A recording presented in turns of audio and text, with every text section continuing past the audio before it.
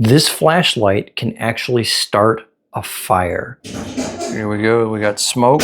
And it is ripping right through this paper, okay? So this is for emergency ignition. You can see the smoke right there, all right? So you're gonna have to have really dry tinder, but this is definitely igniting. You can see that, we're getting plenty of smoke. And look at the holes in the paper. Oh, 65 yards away from the side of that garage. And I gotta tell you, that is unbelievably bright. All right, let's go across the street. There's a stop sign. Oh my gosh.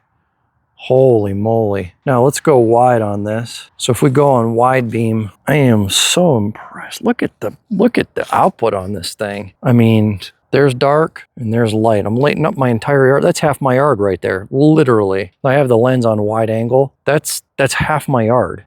That's a 50 by 50 area. All right, we're gonna go up top. The very top of that tree is about 150 feet and it is lighting it up big time. There's zero hype. You saw that this was able to burn a hole in some brown paper. The lumens, the range of this, everything about this light, this is not a light that I would let a young person handle, because I was just looking off to the side and it was, and after I got done looking at it, I was seeing spots.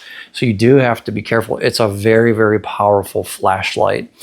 Very bright, probably the brightest flashlight I've ever had in my hands at this size. Keep this in your car at all times. Get multiple of these. These are going to be great for camping. If you spend any time in the outdoors, you don't want to go without this. It's going to make life easy. You're going to be able to see everything. So the company did send this to me in exchange for my honest review, and I'm really impressed with this.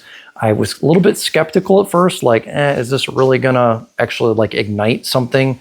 But I'm going to tell you, I'm impressed. So definitely pick this up and check it out. I think you guys will be happy with this one. That is my quick review, and thanks for watching.